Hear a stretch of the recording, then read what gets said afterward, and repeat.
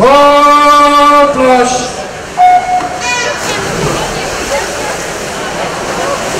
Ja, dette har vært en finale der Cecilie W.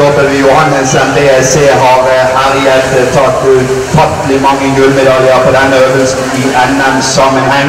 Den norske rekorden har jo fremdeles skal vi se om det er Cecilie Johannessen selvfølgelig som har den norske rekorden på 4:06,56. Dalby Irene har det på langbane.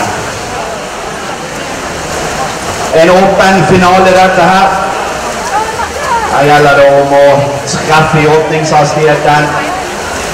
Og det er litt uvanlig Malene M. Pedersen som er hurtig sammen med klubben Marte Løvberg, Maiken Smith Bærum på tredje. Vi vet Smith er i god form. Løvberg Marte tok sølvet siste år, har en personlig rekord på 4:13 på øvelsen. Marte hadde 4:16,54 siste år.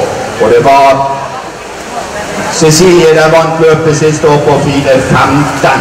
Skal vi se om disse jentene, noen av de der kan matche det nivået, det tror jeg det er. Fremdeles Malene M. Pedersen i føring foran klubbene Marte Løvberg, Maiken Smith på tredje.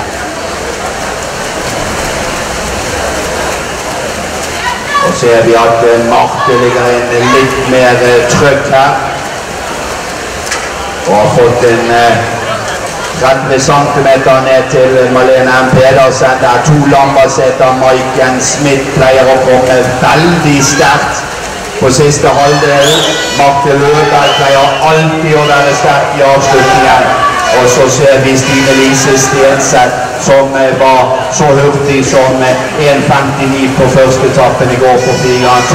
Det må være uhyggelig rolig åpningsfart på Stine Lise dette her. Og vi nå kommer opp på passering første 200. Og det er Marte Løvberg, 2:07, relativt rolig fart vil jeg tørre påstå.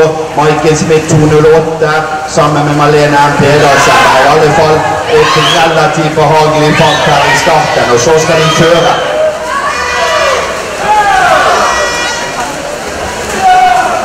Så må de kjøre med en åpning på 2:07-2:08, så må det være mer gass å gi her på slutten.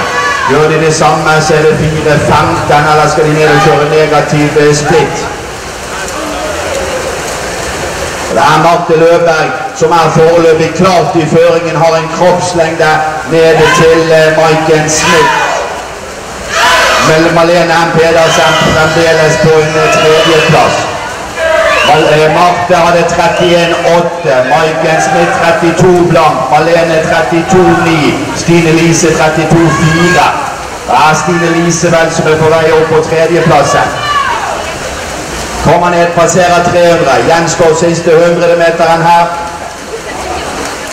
Og det er Marte Løvberg, Maiken Smith, Stine Lise som er i føringen nå her. Marte har 31,7, ligger jevnt. Maiken 32,2, Stine Lise 32,3, fått opp farten.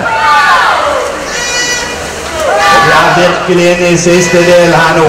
Marte Løvberg har en personlig rekord på 4:13 satt i OM. Det er ved å være nesten et år siden. På hjemmebane i Lambertseter. Er på vei nå til å få en sluttid.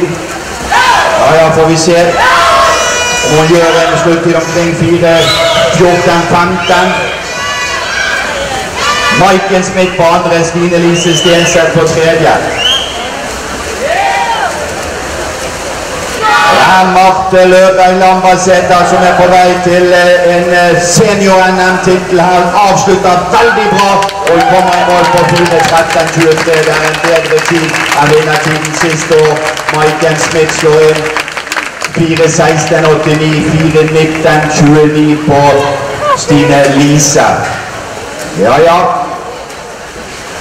Det skal vel ikke være forhåpentligvis noen problemer med dømmingen i løpet.